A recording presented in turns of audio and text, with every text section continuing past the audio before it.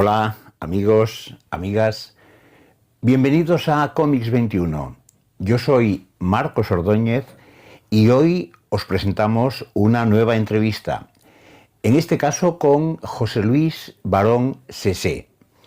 Bueno, a todos un poco nos va a sonar ese nombre, sobre todo porque en la actualidad es uno de los responsables de las ediciones de aventuras de Jabato, Trueno, Corsario, que se están llevando a cabo en Penguin, con ese grupo de trabajo del cual José Luis forma parte, en el que también están pues Antoni Giral, Daniel Bernal, Xavier Garriga, bueno, personas realmente muy conocedoras del ámbito, del mundo bruguera, y que están realizando estas reediciones tan importantes para recopilar obras realmente claves en la historia del cómic español. La entrevista tendrá dos partes, esta es la primera. En esta parte hablaremos del Corsario y de Ambrós. El Corsario tuvo en José Luis Barón su último guionista. Él nos lo explicará prácticamente por casualidad, entró en el universo del Corsario de Hierro y fruto de eso, pues claro, contactó con Ambrós, tuvo una relación de amistad con él, y su testimonio a ese nivel es valiosísimo para darnos a conocer lo que pasó, por qué acabó el Corsario, y, como no, para acercarnos la figura de Ambrós a un nivel más de tú a tú. Bueno, en el segundo capítulo ya os comentaremos, pero ahí uno de los atractivos será conocer la historia de la reedición, bueno, de la reedición no, de la renovación del Capitán Trueno en Comics Forum, que finalmente también se vio abortada por temas ajenos a Comics Forum. Muy bien, amigos, amigas, que disfrutéis con este vídeo. Hasta la próxima.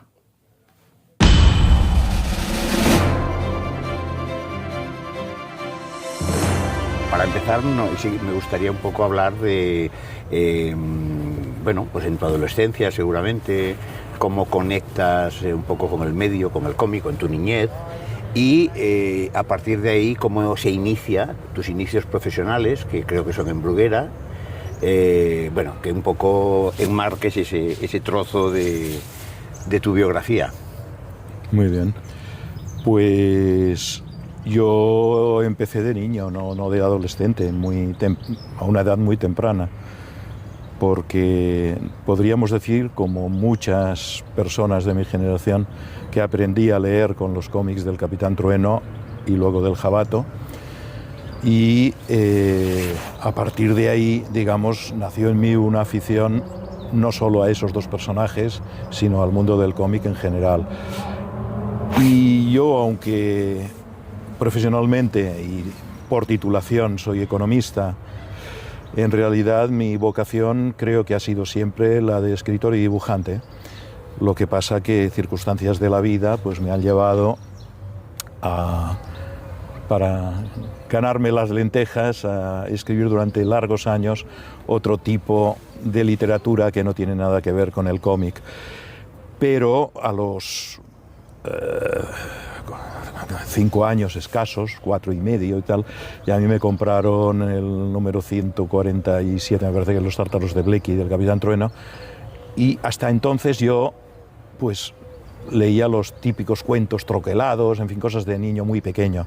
Y ahí es donde empecé a interesarme por otro tipo de literatura un poco más dedicada a la adolescencia, a la gente joven, como era, bueno, en una época en que no había prácticamente televisión, o a lo sumo una cadena un poco después, pues estoy hablando del año 59, evidentemente.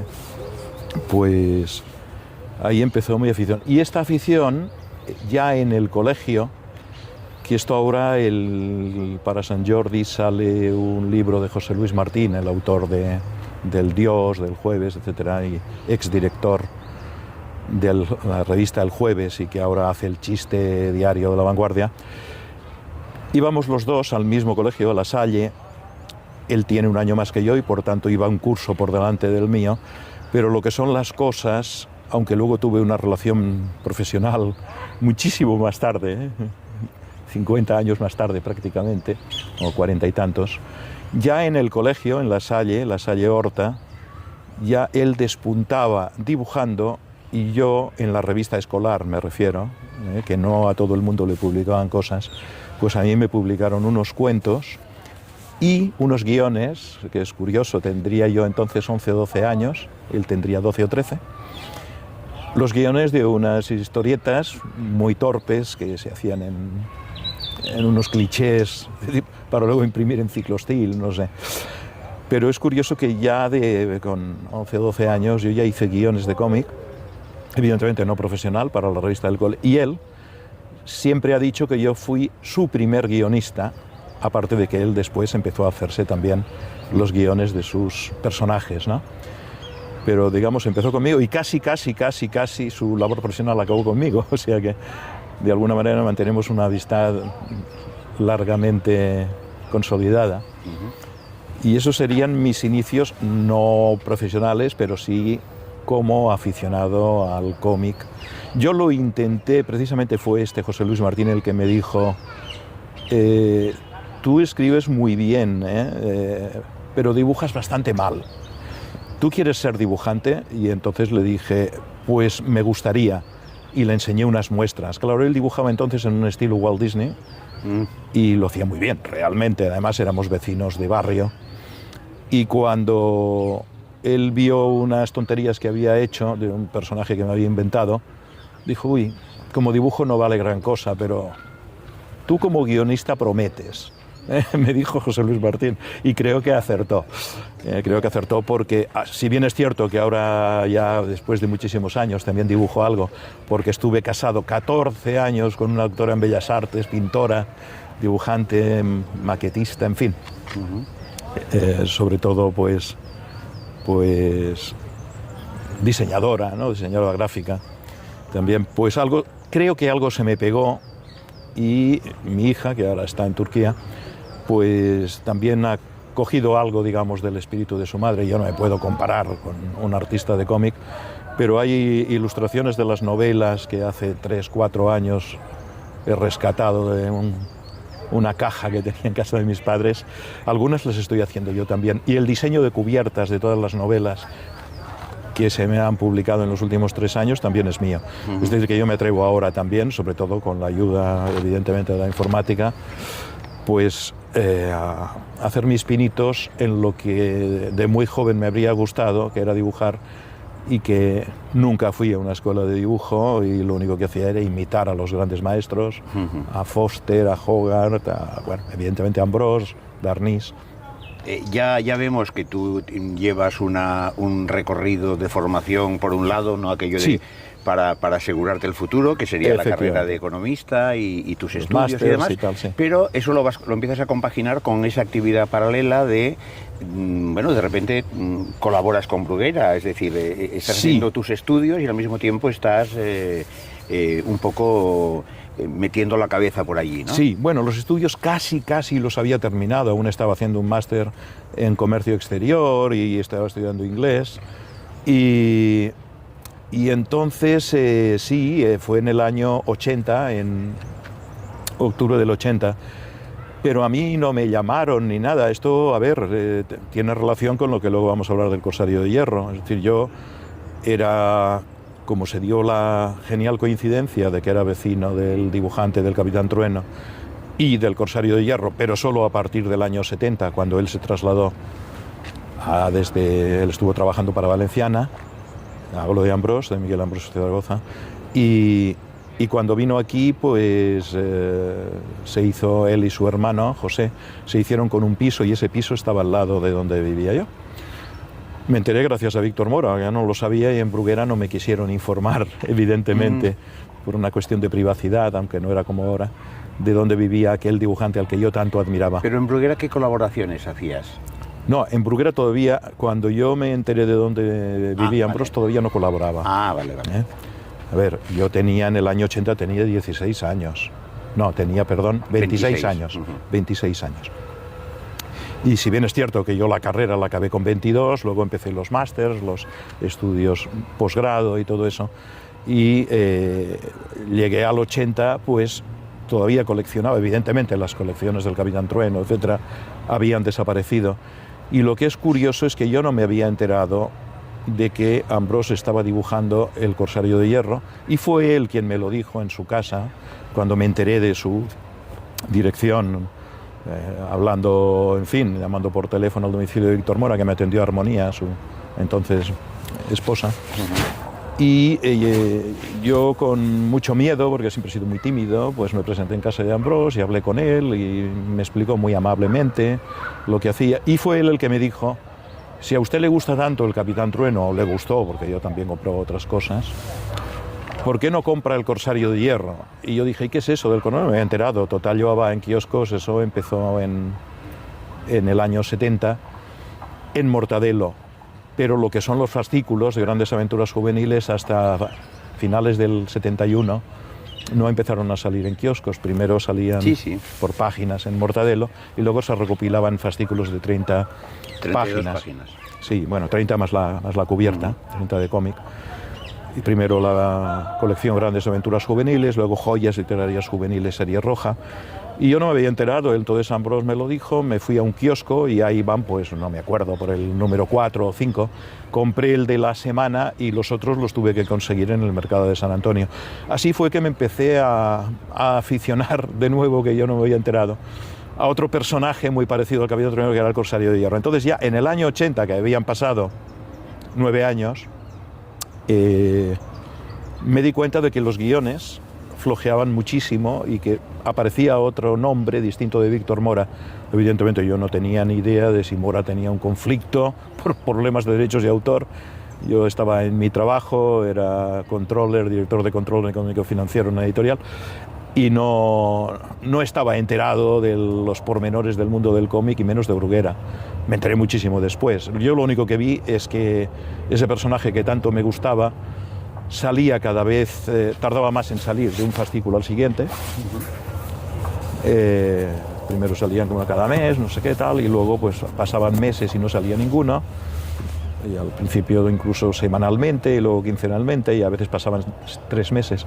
Y vi que los guiones habían bajado mucho de calidad. Y me fijé en la contraportada que no estaban acreditados a Víctor Alcázar, que era el seudónimo que utilizaba Víctor Mora Pujadas en el personaje, y en otros, como el Jabato, etc. Y vi que aparecía un tal Juan Manuel González Cremonal, que yo no conocía. Pero me empezaron a disgustar bastante esos guiones, porque vulneraban lo que yo pensaba que era el espíritu que les había insuflado Víctor Mora a lo largo de 55 fascículos y 11 años o 10 años de permanencia en Mortadelo. Y entonces me dije a mí mismo: hasta tú serías capaz de hacer un guión de este personaje con lo que lo amas y lo conoces mejor que este tal Cremona que no sé quién es. Y sin ninguna esperanza y sin ningún contacto con Bruguera, pues dicho y hecho, en el autobús que cogía entonces para ir a trabajar, estuve con un lápiz de aquellos que tenían una goma de borrar en el extremo superior y unos folios y una carpeta rígida, iba haciendo los guiones en el autobús mientras iba y venía del trabajo. Entonces trabajaba en AFA Internacional, me parece. Bueno, y cuando lo tuve terminado, lo pasé a máquina, evidentemente, con una Olivetti. No había ordenadores en aquella época, una Studio 44 que todavía conservo en casa. Y pues con gran valentía y sin ninguna esperanza de que eso me fuera aceptado, sobre todo porque no tenía más experiencia que lo que he comentado antes en la revista escolar, ¿no? Me presenté en Bruguera y pedí pues por la directora de la publicación, la señora Ana María Palepi Ferrer, que luego también tuvo un conflicto, se fue a Grijalbo, etc. Y me recibió. Yo, sorprendentemente para mí, primero me recibieron varias personas interpuestas, ¿no? Julio Fernández, Matías Guiu, etc. Y al final me pasaron con la directora. Y yo le expliqué quién era, lo que hacía y tal. Se encogió de hombros como pensando: uno más. ¿no? Pero me dijo una cosa que me animó, y es que habían recibido quejas de otros lectores de que los últimos guiones del Corsario de Hierro no estaban gustando al público consumidor del producto. De los últimos guiones, estamos hablando de a partir del número 40... No, más avanzados, del número... Bueno, en el Mortadelo algunas historias sueltas cortas, y a partir del número 51, 52. Es que hubo uno que fue a medias, hecho por el señor Cremona y Víctor Mora. Es decir, que lo empezó Mora se enfadó, los dejó como solía hacer, lamentablemente. También nos lo hizo. ¿Mora por qué dejó de hacer los guiones? Pues yo nunca hablé con él de este tema, pero se dice que fue por el conflicto que tenía por la reclamación de derechos del Capitán Trueno, que él quería que en las reediciones que se hacían, Bruguera ya le faltaba muy poco, a los 2 años presentó suspensión de pagos y en el 86 cerró definitivamente. Empezaron los problemas al poco tiempo de dejar de colaborar yo con Bruguera. Precisamente si dejé de colaborar fue por eso, porque vi que aquello se estaba hundiendo.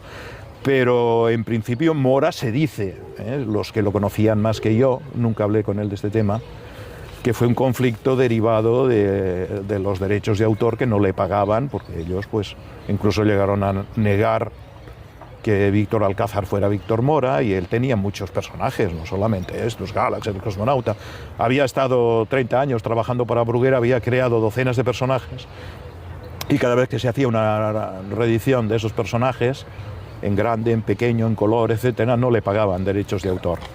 Y creo que él se buscó un abogado, estuvo batallando. Yo entonces no lo sabía, es evidente, en el año 80 que yo sabía nada, ¿no? Yo pensé pues, que se había cansado, que se había ido a Francia otra vez, porque él también colaboraba acá en Francia. Sí.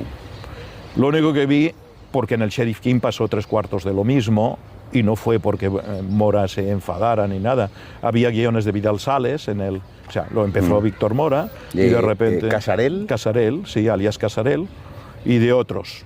Y también en el dibujante, pues de ser el original, pues también intervino Torregrosa, intervinieron varios. Es decir, que como los personajes eran marca Bruguera, el señor Rafael González, que ya no estaba cuando yo colaboré con Bruguera, pero que en el 78-79 ya cesó por jubilación, este señor, pues cuando le daba la gana, le encargaba el guión a otro señor, porque los personajes los tenían registrados ellos como marca y hacían firmar unos recibos en los cuales ellos renunciaban a cualquier reclamación, que no es legal actualmente, pero entonces colaba, no lo hacían ellos solos, lo hacían Valenciana, lo hacía todo el mundo. Sí, tanto. Sí, entonces, bueno, al parecer Mora dejó de hacer los guiones del Corsario de Hierro, según dijeron luego los expertos, porque fue una medida de presión, de presión para que le reconocieran,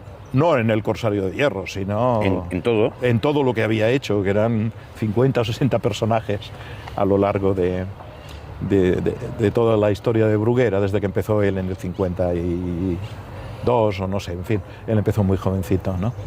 Y entonces yo lo único que vi es que los guiones no valían nada, y cuando me dijeron que mi queja no era una queja aislada, sino que había más voces que apuntaban en el mismo sentido, pues dejé que pensaran, y no me contestaron en una semana ni en 15 días. ¿Pero dejaste muestras? Sí, claro, dejé 2. A ver, yo como era bastante inexperto, conté las viñetas y sabía pues que cada 240 viñetas más o menos se hacía un fascículo, pero yo empecé a escribir, cuando empiezo a escribir no hay quien me pare, y entonces me salieron para 2 fascículos, o sea que la historia, pero eso no era óbice porque el propio Mora, había aventuras del Corsario que duraban 3 fascículos, 4, es decir que al principio, incluso los primeros números, continuaban uno de otro, digamos que tenían un final convencional, pero la historia continuaba, y algunas no, algunas eran autoconclusivas en 30 páginas. A mí me salieron 60. O sea, me salieron tal cantidad de viñetas que daba para 2. Y eso fue lo que dejé de muestra, ya con sus textos, en fin, ya como se hacía un guión. porque yo me documenté como los profesionales hacían un guión y lo presenté. Y te contestaron, dices que no demasiado pronto, pero te contestaron. Sí, un mes escaso, 20 días, 25, es decir, antes de lo que ahora se dice, que una editorial puede tardar 3, 4 meses en contestarte y se quedan tan tranquilos, porque es normal. No, a mí antes de un mes, no sé, no puedo recordar si fueron 20 días, 25, pero lo que sí puedo recordar es que me llamaron y me dijeron que fuera para allí, que habían aceptado, así me lo dijeron, y yo estaba en casa de mis padres y empecé a dar saltos de alegría, no me lo creía. Mi madre dijo, ¿pero qué te pasa? No, por aquello que hice. El sucesor de Víctor Mora. Sí, que para mí no podía ser ya mayor la alegría, ¿no? Y entonces pues fui allí y sí, me recibieron desde Julio Fernández, la propia señora Palé, y me dijeron, textual, ya puede empezar a hacer usted guiones por un tubo que queda nombrado el guionista oficial del Corsario de Hierro. No hay más Cremona, ni Vidal Sales, nada. Aquí queda usted nombrado guionista oficial. Y me quedé casi sin creérmelo y empecé, pues eso, lo que me dijeron, a hacer guiones y guiones, y en 3 o 4 meses les entregué, bueno, al cabo de un mes les entregué 2 episodios más, que también formaban una historia que se desarrollaba en 2, ambientada en París, finales del siglo XVII, bueno, 1670, 1680. En vida del Corsario. Sí, exacto. Es decir, que respeté todo, la cronología, algunos personajes secundarios volvían a aparecer, no como hizo Mora, que se inventó ahí un universo que no... Ay, perdón, como hacía Cremona, que se inventó un universo que poco tenía que ver con el que había creado Mora, ¿no? Y entonces, bueno, les gustó. Y el problema fue pues que terminado el primer episodio de dibujar, bueno, yo fui a ver a Ambrós, que Ambrós ya tenía mi guión antes de que Bruguera me dijeran queda nombrado guionista oficial, empieza a hacer guiones. Y quisiste pasar la prueba de la aprobación de Ambrós. De la aprobación de Ambrós, y a Ambrós le gustó mucho. Dijo, hombre, por fin, dice, lo que me aburrían a mí los guiones de Cremona. Y entonces eso me dio mucho ánimo también. Y entonces él, bueno, Ambrós tenía, yo le pasé también los 2 episodios siguientes de París, es decir, Ambrós tenía antes que la editorial, para que yo me fiaba mucho de sus indicaciones. A veces me decía, describe demasiados detalles de esta viñeta, usted póngame una calle de París de los bajos fondos, no me diga que hay un mendigo durmiendo, un no sé qué, que hay un carro que pasa al fondo, ya lo dibujaré yo, no me hace falta, yo tengo los codos rotos de dibujar. Usted sería buen novelista también, porque anda, que tiene una literatura. Y esto mismo me lo dijo Julio Fernández, gran colaborador, Matías Guiu a veces también, pero sobre todo Julio Fernández. Entonces, cuando el problema fue que Ambrós, que ya estaba muy delicado de salud, se retiró. ¿Qué edad tenía Ambrós? Ambrós se retiró en el 81, nació en el 13, 13, 8, 21, 78 años, ¿no? 80. Bueno, ya nos hacemos más o menos cargo. Sí. No llegaba a 80 años, pero había tenido varios infartos, 70 y muchos. Pero cuando tú contactaste para pedir su aprobación, sí, y él te fue comentando y haciendo, ya se le veía que estaba en un estado... Sí, por eso había habido lapsus, no debido a que Mora tardara en entregar los guiones.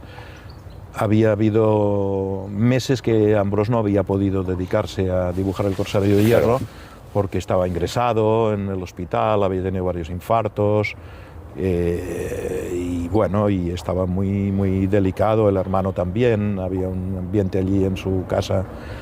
El hermano pues tuvo una serie de diabetes, lo tuvieron que cortar la pierna, bueno, primero el pie, primero un dedo, luego el pie, luego final. Sí. Ambrós decide ya retirarse y yo casi de rodillas le imploro que por favor, por lo menos... Dibuja el primer uno. El primero ya lo había dibujado. Ya lo había dibujado. Sí.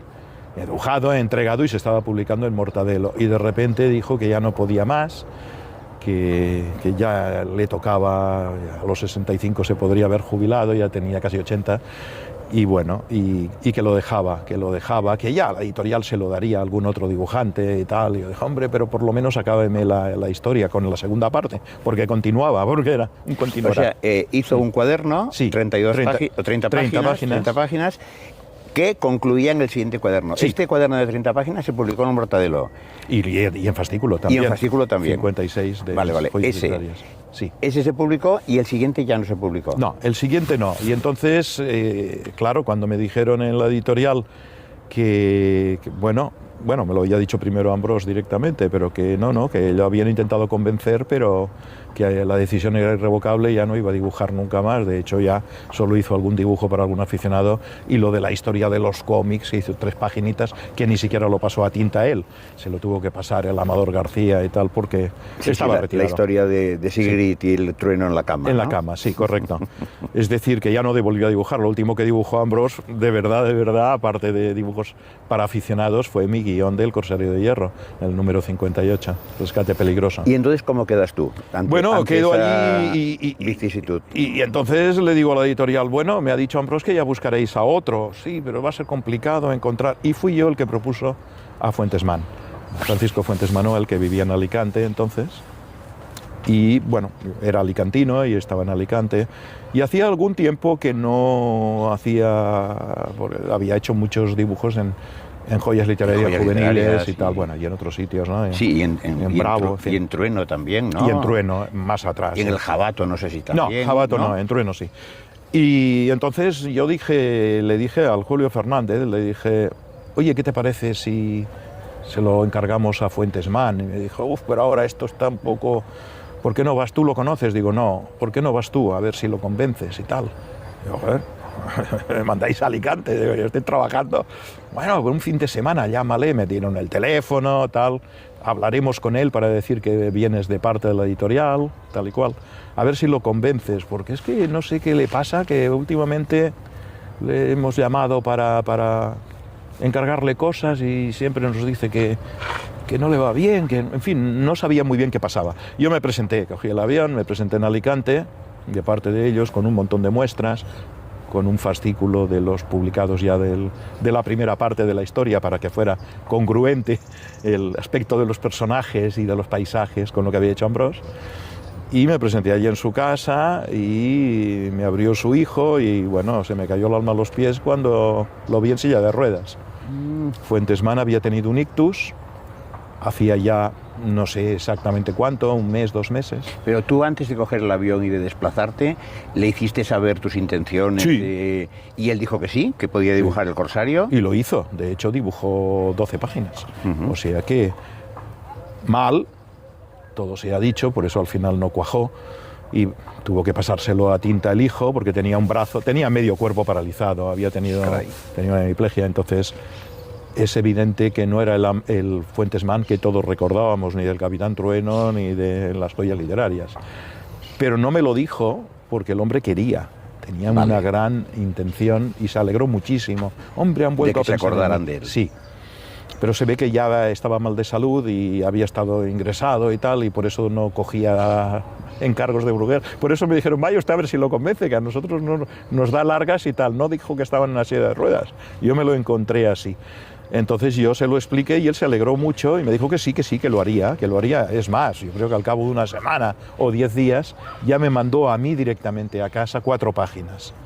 Lo que pasa que yo me quedé de piedra. Resulta que no había seguido el patrón de había cambiado totalmente la fisonomía de los personajes, la jungla que dibujaba, o sea, dibujaba una jungla amazónica, cuando en realidad la acción se desarrollaba en Bulgaria, con pinos, con coníferas, en fin, no se parecía en nada a aquello, ¿no? Y yo con muchísimo miedo lo llamé por teléfono.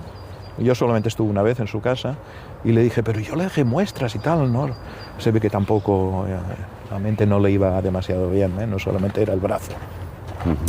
Y entonces, yo se lo repetiré, la verdad es que no, yo pensé que podía inventarme los personajes, ¿no? Que ya le dije que esto continuaba, ¿no? En las siguientes sí, usted hágalos a su manera. Aparte que era muy tembloroso, el trazo estaba pasado a tinta por una persona que no era profesional, que era su hijo, hizo lo que pudo, pero cuando yo se lo devolví para que lo repitieran, ni siquiera lo llevé a Bruguera, porque como hubieran visto en Bruguera aquello, y entonces él lo repitió y mejoró algo, pero no era el Fuentesman que todos pensábamos. Y este segundo envío, ya lo mandó directamente a Bruguera en lugar de mandármelo a mi casa. Así como el segundo y el tercero, digamos. O sea, él hizo 3 envíos de 4 páginas, 12 páginas en total. Y cuando vieron aquello me dijeron, uy, pero esto no tiene calidad para poderse... Además no se parece en nada ni al Fuentesman, ni al Ambrós, ni nada. Esto, no, dígale, que pare. Digo, no sé, díganselo ustedes, ¿no? Que son los que... Bueno, hubo allí el que era director de Mortadelo, que me parece que era el Matías Guiu, el otro, no me acuerdo cómo se llamaba, había otro. Dijo, no, pero usted ¿por qué le ha animado para que siguiera? Cuando vio que las primeras, encima me echaron a mí la culpa. Bueno, hubo una discusión agria allí. Encima yo, después de que me había gastado el dinero, que nunca me pagaron el viaje a Alicante además, tenía guardado los billetes. Digno de Bruguera. Sí, digno de Bruguera, ¿no? Y, no, llamad de vosotros. Y sí, le llamaron. Y después me llamó Fuentesman, hombre, pero es que me han dicho que no les ha gustado y pues usted me dijo que no estaba mal, que lo mejorara. Digo, ya, pero es que yo no soy quien decide, yo soy el guionista. Los que deciden si lo publican o no son ellos. ¿Y a quién se lo van a dar? Digo, pues no lo sé. Bueno, total que cuando se lo devolvieron todas las páginas a Fuentesman, con una disculpa, eso sí, me dijo el hijo cuando le llamé, porque Fuentesman ya no volvía a dibujar nada. ¿Le pagaron? Más.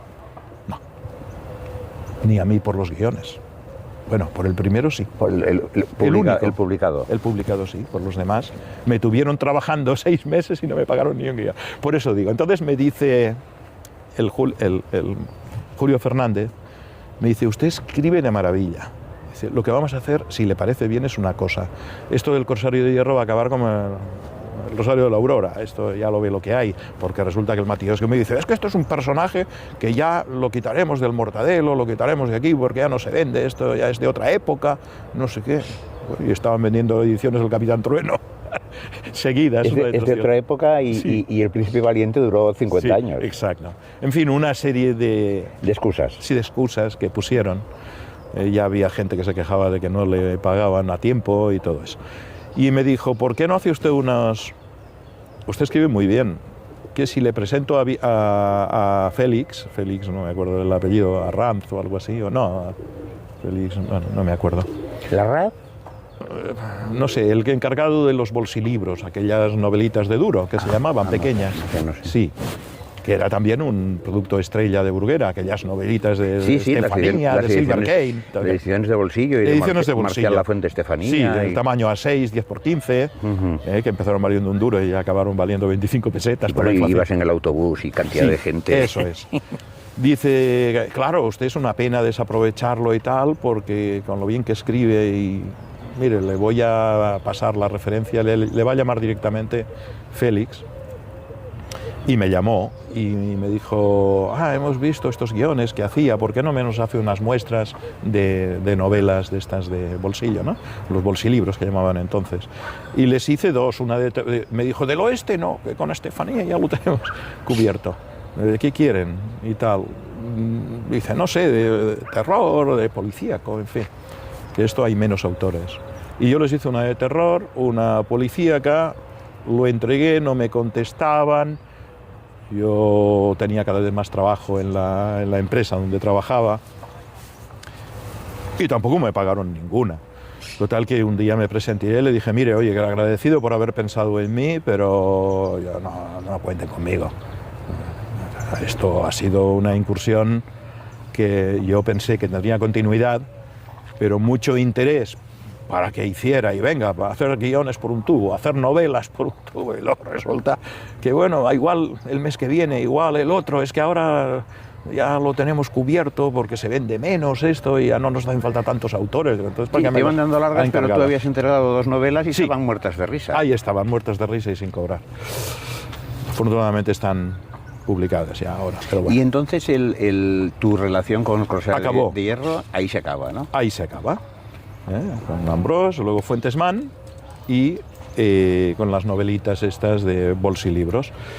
Y entonces yo en la editorial en la que estaba, en el 82 presenta Bruguera suspensión de pagos y empiezan allí los graves problemas, material reciclado, el Bruguer equipo aquel que hacía los Mortadelos y Filemones y todos los personajes apócrifos. para evitarse tenerse que pagar a Ibáñez y todo eso, que también tuvieron un follón con Ibáñez, y fue Grijalvo, ahí tenían follón con los autores. Porque, pero bueno, luego al poco ya vino Ediciones B, ¿no? Sí, bueno, al poco en el 87 ya. Pero bueno, pues no, sí, pensaba que, que había sido antes. No, hasta el 86 estuvo mal, pero funcionando mal, Bruguera.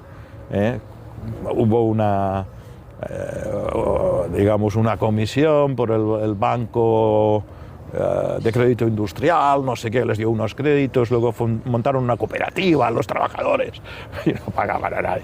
Bueno, fue del 82 al 86, aquello era ya fue la casa de locos. La crónica de una muerte anunciada. Sí. Y yo, como vi el panorama, pues nada, dejé. Y entonces, yo en esa editorial donde estaba había hecho una adaptación de lo único que hice, que no era mi trabajo, pero yo, como pasó luego en El Jueves y en Planeta y tal, pues les hice una adaptación infantil de Los viajes de Marco Polo. ¿Editorial? ¿Bruguera todavía? AFA, no. Vale, ahora hemos ido a otra. Sí, donde estaba trabajando de... Colaboras en otra. De director de control económico financiero, con seudónimo les hice una... Me gustaba escribir. Y bueno. Que eran aquellos libros que Fernando Fernández ilustró varios. Sí, exacto. Y que mucha gente de cómic, ¿no? Pues para libros muy de formación y instructivos para jóvenes o niños, ¿no? Sí, bueno, lo que hice yo era de la colección Auriga, que eran más pequeños, pero era también... Sí, no, porque yo, claro, me los he encontrado estos libros cuando he hablado, cuando he hablado de algún dibujante en su historial. Sí, Ramón de la Fuente, Fernando Fernández. Exacto, está ahí también. Hay muchos, Segrelles, Miralles, bueno, había una plantilla tremenda de buenísimos dibujantes. Y tomaste la iniciativa también de traerte un poco a tu esfera, a dibujantes que te gustaban. Sí, conocí muchos dibujantes, etcétera, en esa editorial, pero claro, en el 82 Brugueras ya presenta su presentación de pago, en el 83 presenta todo el grupo AFA, Publinter, todas aquellas, AFA Internacional, que tenía cursos de enseñanza a distancia y tenía rama editorial también, AFA España, que eran los cursos, y AFA Internacional, que era la AFA editorial. ¿No era aquel cursillo de hágase dibujante de cómics? También, ¿verdad? Sí, tenía de Llovera, de Ramón Llovera. Que nos venía a lo mejor en el Jabato. Sí, y venía Giner con el Inspector Dan y Maccabi, que había, yo lo tengo ese libro después de tantos años, pero yo entré a trabajar en AFA cuando ese libro ya se había editado, es decir, fue anterior. AFA se hacía mucha publicidad en los tebeos Bruguera. Sí, mucha. Y entonces yo cuando me presenté a un examen de selección y me dijeron que me aceptaban, que me contrataban en contrato estable, indefinido, etcétera, lo que había entonces, pues dije, uy, AFA, me sonaba muchísimo de las contraportadas del Capitán Trueno, claro. Y del buzoneo. Sí. Y dije, esta empresa, esta es importante. Claro, yo empecé a trabajar en AFA en el 76, en el 83 estuve 7 años. En el 83 cerró, también por la crisis, que hubo una crisis global, los latinoamericanos dejaron de pagar, ¿vale? Tenían sede también como Bruguera, tenían sede en Argentina, en México, en